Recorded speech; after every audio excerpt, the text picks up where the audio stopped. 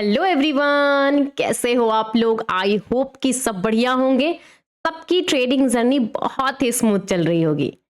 अभी वीकेंड पे ना बहुत कुछ न्यूज चल रहा है, बहुत कुछ ऐसा न्यूज चल रहा है जिसकी वजह से पॉजिटिव निगेटिव दोनों के इम्पैक्ट मिल सकते हैं मार्केट में। देखो, न्यूज का आना जाना हमें क्लैरिटी तब पता चलती है जब मार्केट का रिएक्शन होता है उस तरीके। लेकिन कहीं ना कहीं ये जो आपका न्यूज होता है वो कमिंग वीक के लिए एक डायरेक्शन बताता है ना। अब देखिए, सबको पता है कि यूएस और इंडिया का ट्रेड डील चल रहा है। देखिए, अभी भी जो मार्केट फ्राइडे के दिन एक बाउंस किया था कि भाई यूएस और इंडिया का जो ट्रेड डील जा रहा है उसमें कुछ पॉजिटिव आ रहा है, लेकिन वो जो पॉजिटिव न्यूज आ रहा है अभी भी कहीं ना कहीं जाकर के स्टक हो जा रहा है। देखिए, अभी अभी न्यूज आप खुद देखो इस चीज में कि India offers final deal to US but tariff removal is focus. मतलब कि इंडिया पे जो 25% की रशियन ऑयल से इंपोर्ट करने पे जो 25% का टैरिफ लगा है अभी भी वो प्रायोरिटी पे है, वो हटा नहीं है। और इंडिया का फोकस है कि उस 25% टैरिफ को रिमूव करवाया जाए यूएस से। अब देखिए, बहुत कुछ है न्यूज में, आप डिटेल में पढ़िएगा तब जाकर के आपको क्लैरिटी मिलेगी कि मार्केट एग्जैक्टली किस चीज का वेट कर रहा है, कौन सा ऐसा बड़ा ट्रिगर का वेट कर रहा है जिसकी वजह से वो डायरेक्शन क्लियर करे। अभी भी ठीक है, ये बहुत कुछ है, आप जाकर के डिटेल में पढ़िए।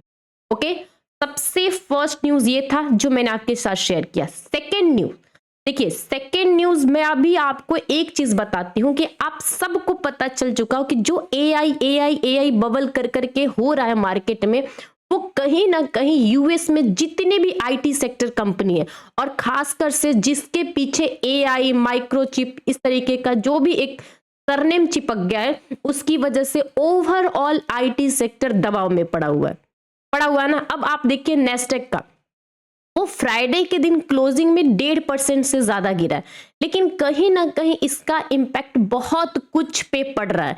ओवरऑल ग्लोबल मार्केट पे इसका इम्पैक्ट पड़ रहा है आज के टाइम में। देखिए, एआई बबल है नहीं है, इसका एग्जैक्ट रीजन क्या है, क्या ये बबल फटेगा, क्रैश आएगा नहीं आएगा, या ये रियल है, ये किसी को नहीं पता। लेकिन जिस तरीके से सीन चल रहा है अभी आप आईटी सेक्टर में अलर्ट हो जाइए, मैं यही आपसे कह सकती।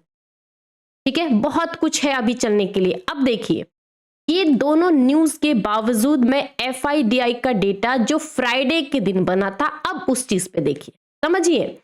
न्यूज बन गया, न्यूज आ गया, लेकिन उसके हिसाब से जो डेटा बनता है सबसे बड़ा ट्रिगर और सबसे बड़ा आपका वेपन होता है। डेटा आपका बनता है वही बताता है कि मार्केट किस लेवल पे अभी खड़ा है। अभी नहीं पता कि मार्केट शाम को क्या न्यूज आ जाएगा, लेकिन जो डेटा फ्राइडे के दिन क्लोजिंग के टाइम पे बना है वो बहुत ही इंपॉर्टेंट है। अब समझिए, एफआईज कंटिन्यू कैश में सेलिंग कर रहे हैं ना, इसमें कोई डाउट नहीं है। आज भी फ्राइडे के दिन उन्होंने 1100 करोड़ की सेलिंग की है और उनके अगेंस्ट में डीआईएस वाले ने 3800 करोड़ की बाइंग की है। लेकिन देखिए फ्यूचर, आप देखो फ्यूचर, देखिए हर जगह फ्यूचर में सेलिंग है, हर जगह मंथली फ्यूचर, हर जगह सेलिंग है। निफ्टी, बैंक निफ्टी, कहीं भी आप खोल करके, इससे पता चलता है कि जब भी मार्केट ऊपर के लेवल पे जाता है तो वहां पे कोई बायर नहीं आता है, वहां पे ऊपर के लेवल पर भी सेलिंग हो रही है। ये बातें यहां पे साफ इंडिकेट होता है आपके डेटा को देख। ऊपर के लेवल पे जब भी मार्केट अप्रोच करता है वहां पर के जाकर के अटक जाता है, ये चीजें हैं। अब देखो, ये डेटा बनी है ग्लोबल मार्केट में हर जगह, मतलब कि निगेटिविटी छाई हुई है।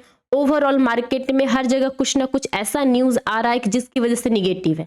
अब देखिए, डरना इस बात से चाहिए कि क्या आपका कुछ भी पोजीशंस होल्डिंग है तो भाई बिना हेज किए हुए अगर आप गए हो तो भाई डरने की बात है। मैं क्लियर बोलती हूँ, डरना जरूरी है, क्योंकि यहां पर मार्केट किस तरीके से निगेटिव पॉजिटिव रिएक्शन देगा किसी को नहीं पता, किसी को नहीं पता।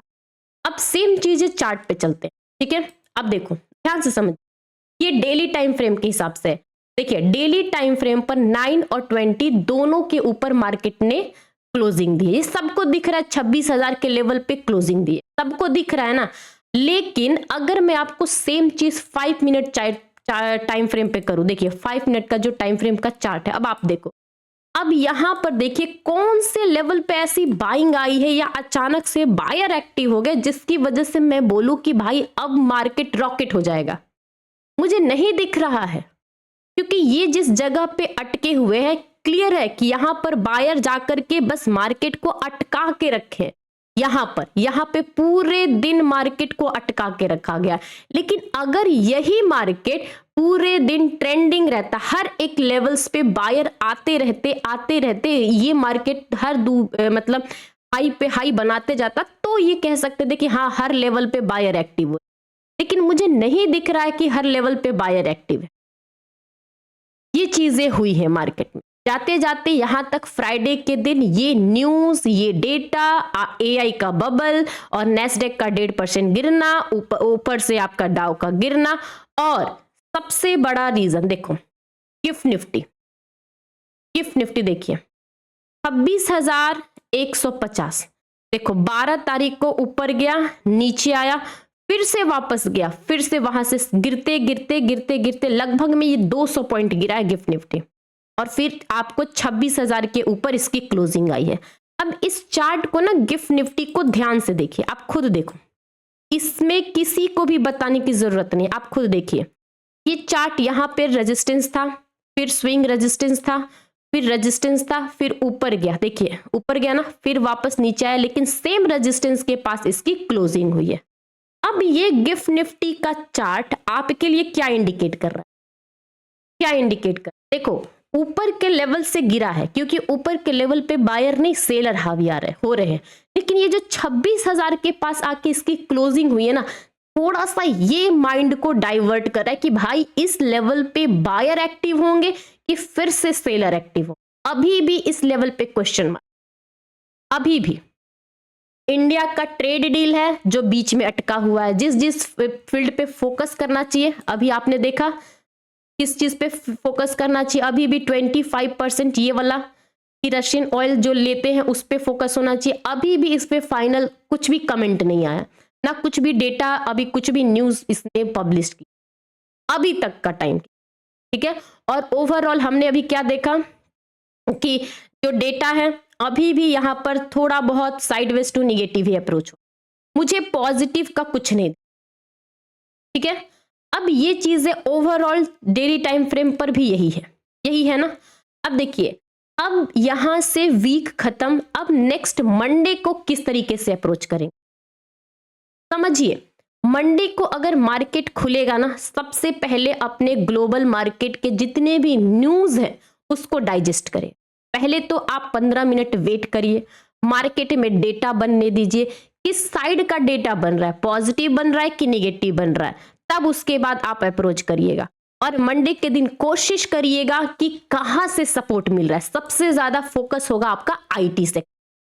देखिए आईटी सेक्टर का अभी क्या हालचाल है, देखो इन्फी, ध्यान से समझिएगा, मैं यहां पर आपको डेली टाइम फ्रेम पर लगा, ठीक है। अब ध्यान से समझो, देखिए आईटी सेक्टर में क्या हो रहा है, ये ईपर तो है, देखिए ऊपर है, ये दिख रहा है ना आपको 1580 के ऊपर है, लेकिन ये कंटिन्यूअस एक हफ्ते से कोई मोमेंटम नहीं है।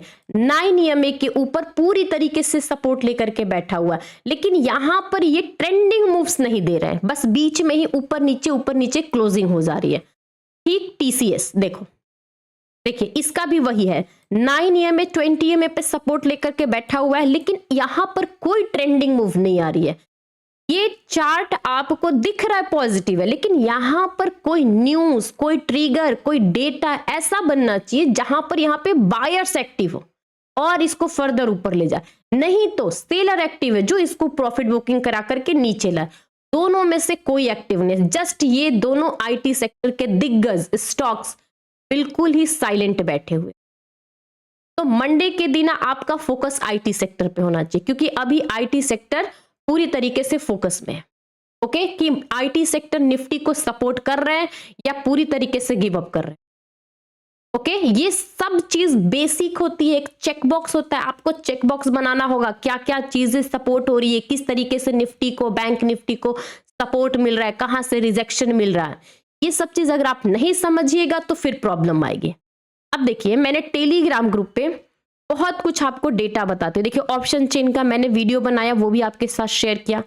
अब यहाँ पे नोटिस करिए, ये जो मैंने आपको 10:30 बजे एक ही मैसेज किया था, एक ही मैसेज क्या बोला था कि भाई 26,000 के लेवल पे 1.5 करोड़ और 26,000 के लेवल पे 1 करोड़, एक मतलब पुट राइटर और कॉल राइटर दोनों बराबर है, बराबर है ना। अब यहां पर देखिए कॉल राइटर इंक्रीज हो रहे हैं तो अपर साइड का व्यू मत रखिए। मैंने ये 10:30 बजे बोला।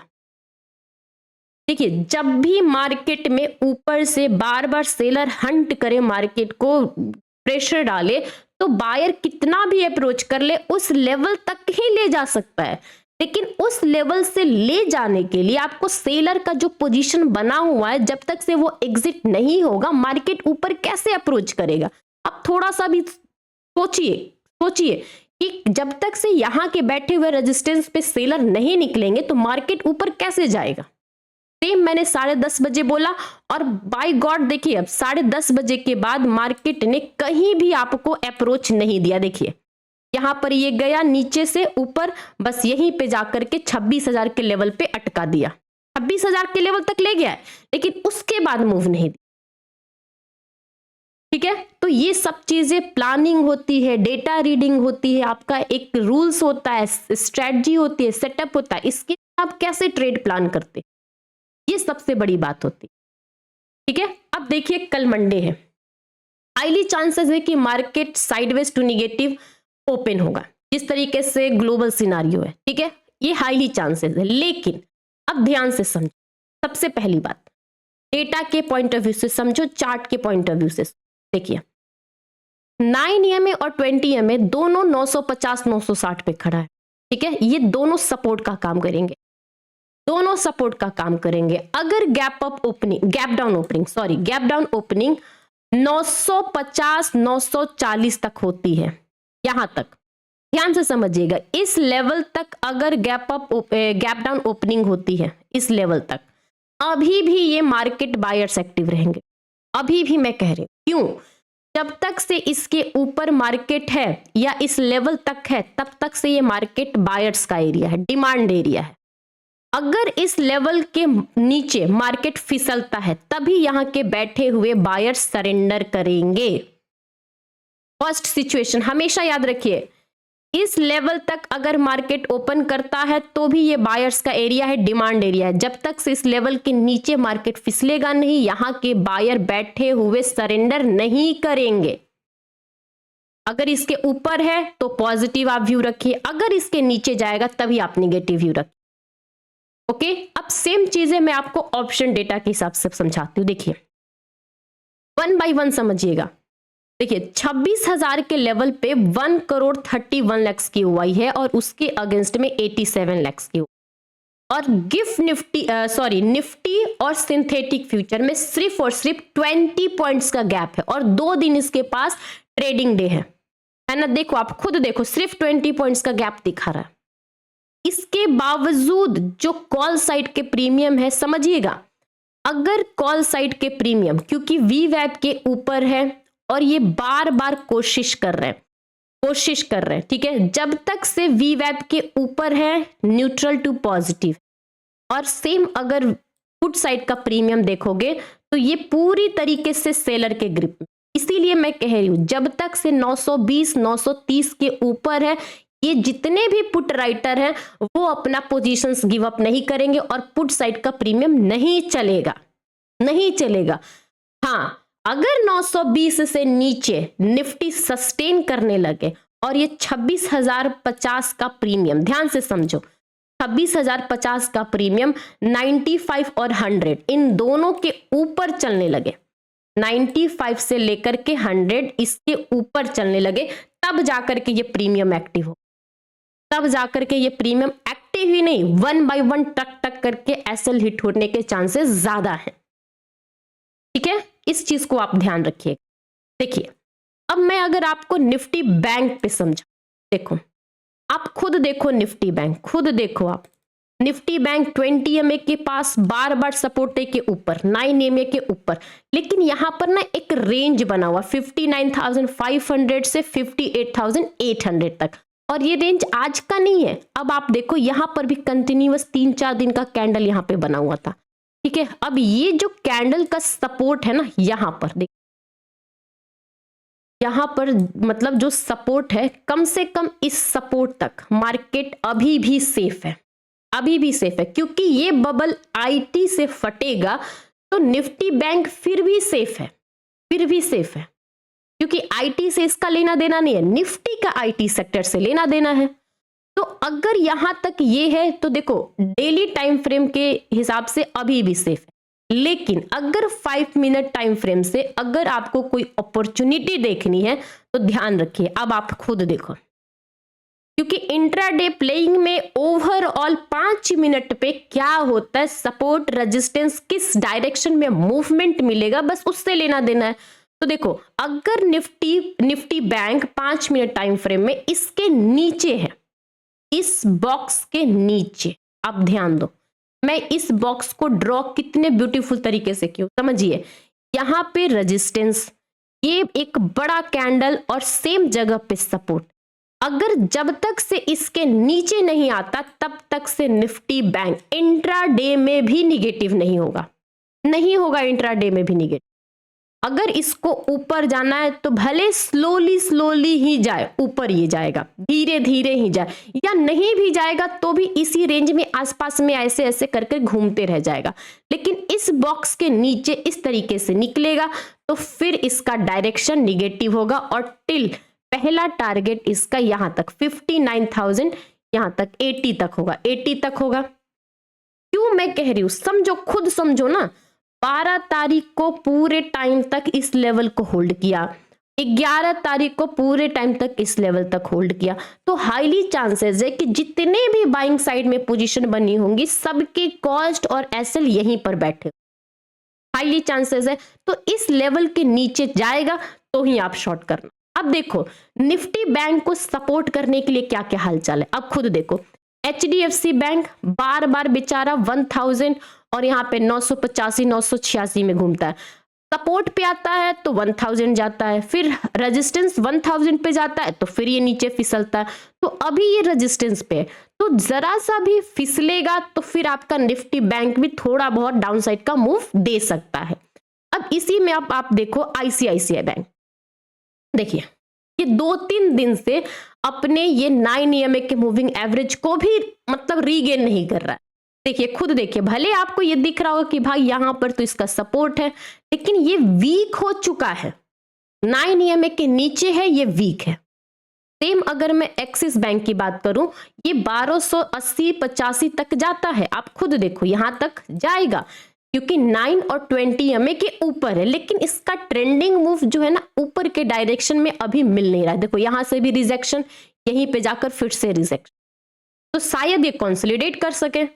तो ये सब चीजें हैं जहां से सपोर्ट मिलेगा और कौन कौन से स्टॉक से जहां से रिजेक्शन, ठीक है। अब मैं आपको ना सेंसेक्स की बात करती हूँ, क्योंकि इसका थर्सडे को सेंसेक्स का कार्य है, तो डेली टाइम फ्रेम पर आप खुद पहले देखो, 9 और 20 ईएमए 3 दिन से इसको रिजेक्ट कर रहा था, और कल फ्राइडे के दिन इसने 920 ईएमए के ऊपर क्लोजिंग दी है, ठीक है ना, दिख तो रहा है पॉजिटिव। लेकिन अगर मैं सेम चीजें सेंसेक्स का 5 मिनट टाइम फ्रेम पे बताऊं तो देखो, ये जो आप एरिया देख रहे हो ना, एरिया देखो, ये यहां से लेकर के यहां तक जितने भी बायर्स बैठे ना, सबके पोजीशंस यहीं पे बने हो, और मार्केट ऊपर में इस लेवल पे जाकर के तो टन गया, लेकिन यहां से ऊपर ट्रेंडिंग मूव्स नहीं मिल रहा है, और ना कोई मार्केट में ऐसा पॉजिटिव न्यूज चल रहा है, कुछ ऐसा ट्रिगर चल रहा है जिसकी दम पे बायर्स एक्टिव। तो ये सब चीजें हैं, आपको सोचना पड़ेगा। लेवल्स जरूरी नहीं है कि 26,000 के ऊपर है तो बायर्स एक्टिव है, 26,000 के ऊपर बायर्स जो ले करके गए हैं ना, सिर्फ वो एक्टिव है, और 26,000 के ऊपर कोई फ्रेश बायर एंट्री नहीं कर रहा है। अगर फ्रेश बायर एंट्री करेंगे, रिलायंस सपोर्ट करेगा, एचडीएफसी बैंक सपोर्ट करेगा, तो फिर ये ऊपर के साइड मूव करेगा। अदरवाइज सबने गिव अप कर दिया तो फिर से वही आपका निफ्टी का नीचे का डायरेक्शन का डोर ओपन होगा। कहां तक का देखिए, पहला तो टारगेट 720, ठीक है, 720 700 पहला टारगेट। अगर इसके नीचे जरा सा भी मंडे के दिन क्लोजिंग दे दिया मार्केट, जरा सा भी, तो वार्निंग मैं कहती हूँ कि भाई अलर्ट हो जाना, ये 25,500 का भी लेवल ओपन हो जाएगा। पहले मंडे के सोचते हैं, फिर उसके बाद देखेंगे मंडे को किस लेवल पे क्लोजिंग होती है, किस तरीके से सेलर रिजेक्ट करते हैं या बायर सपोर्ट करते हैं। ओके, फिर उसके बाद, और टेलीग्राम ग्रुप का लिंक हमेशा मेरे डिस्क्रिप्शन बॉक्स में रहता है, आप वहां से ज्वाइन करिएगा, क्योंकि जो भी मुझे सुटेबल डेटा, चार्ट्स, स्टॉक्स वगैरह लगते हैं मैं सब कुछ शेयर करती हूँ। देखिए हर एक चीज का रहता है, ठीक है। अब चीजों को सीखना है तो भाई टाइम तो देना पड़ेगा आपको। ओके, तो अगर पहली बार आए हो तो सब्सक्राइब कर लो चैनल को, और वीडियो अच्छी लगे, यूजफुल लगे और जरा सा भी लगे कि नहीं एग्जैक्टली एनालिसिस इसी तरीके से होती है, तो प्लीज लाइक करना। Okay, have a good day, enjoy your day, thank you.